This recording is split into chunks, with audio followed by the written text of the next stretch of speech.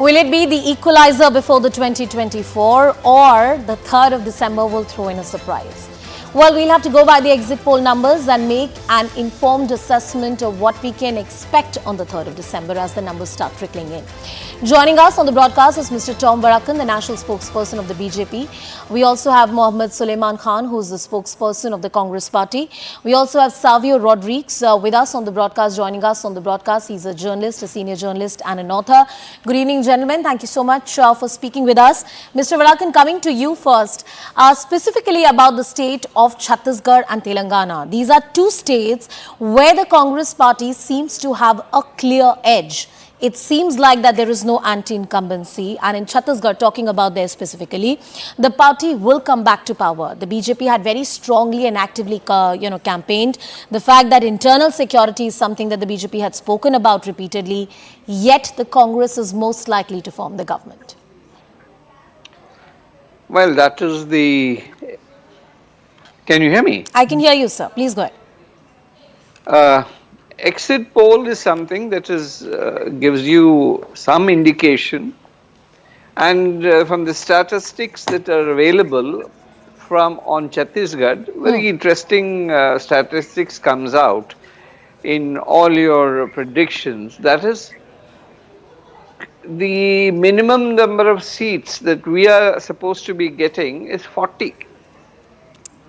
And on an average in all the polls. This is one state we did not have much of reckoning. And if we are going to get 40 seats, where is Congress going to go? I'm analyzing the statistics. Look, your figures say 40 seats where we did not have anything. And we are giving us 40 seats. Now, who's losing out? It's a clear indication that Chhattisgarh we are going to sweep. Now, I go by analysis of data given by you. I'm not going by my own data. Please examine the data. You will see them all giving us 40 plus seats. And where did these 40 seats come?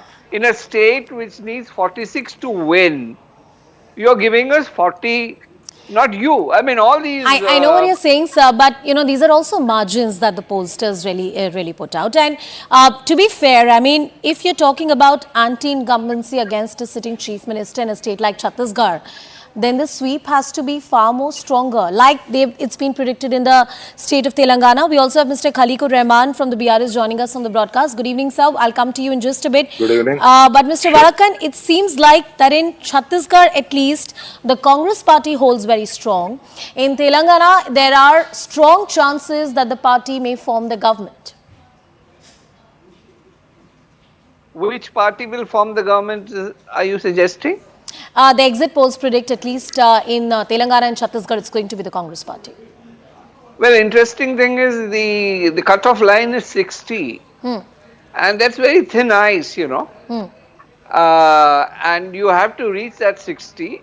And if I was sitting somewhere predicting this, I would say 70 would be more comfortable, which I don't see the Congress gaining. Okay. So my assessment is Congress is definitely not forming government in Telangana. Now, who's forming government in Telangana? That I think some astrologers have to predict. But my reading is Congress is definitely not forming government in Telangana. Congress is not forming government in Telangana. Mr. Khaleequr Rahman, you'd be happy to hear that from Mr. Vadakkan. But the exit polls are saying strong anti-incumbency against your party, and the Congress party is the biggest beneficiary. In fact, one thing is very clear that the Congress is not forming government in Telangana. This is a very correct statement by my co-panelist. And going by the exit polls, even in 2018, the exit polls were showing a clean sweep for the Congress party in Telangana. But you know what happened? We managed to get more than 90 seats, close to 100 seats. And today, the Congress, in fact, it's more of a hype, and the entire campaign has been overhyped. And exit polls don't really, give you the correct picture because it's all based on the sampling.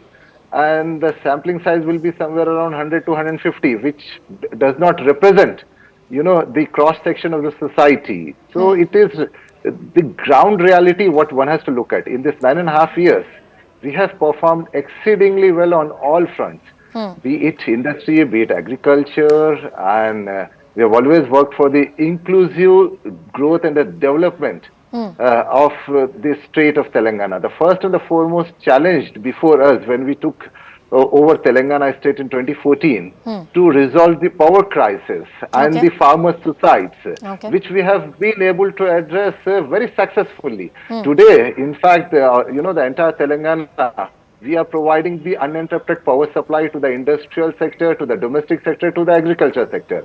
And and we have been able to control the suicides of the farmer because of our farmer-friendly policies. So these are the ground realities. And when it comes to the industry, our GDP, in fact, is the highest in the country today. And though we form only the 2.5% in terms of the population of the country, but we are contributing almost about 5% to the national GDP. Okay, so let me take that to the Congress party as well. I'm sure Mohammed Sulaiman Khan will have lots to say on this.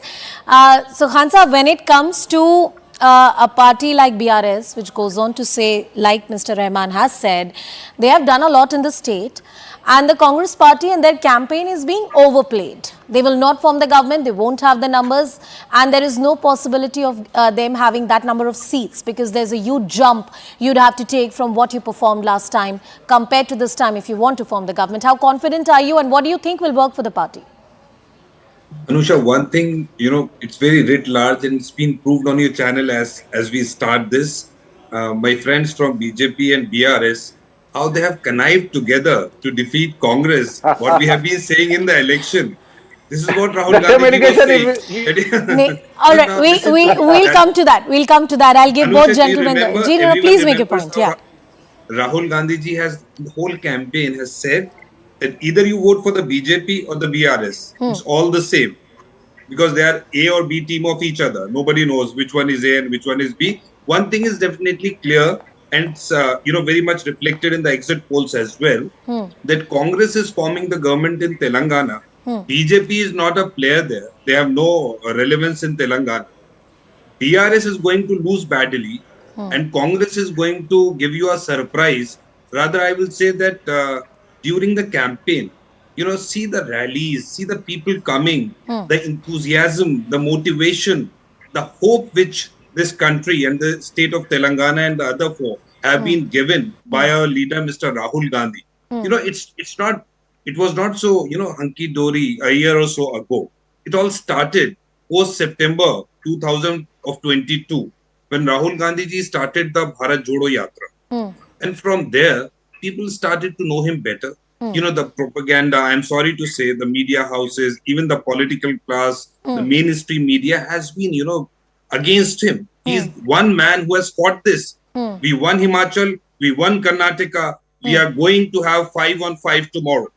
In Rajasthan, Madhya Pradesh, Telangana, Mizoram, Chhattisgarh, all 5 we are going to get. But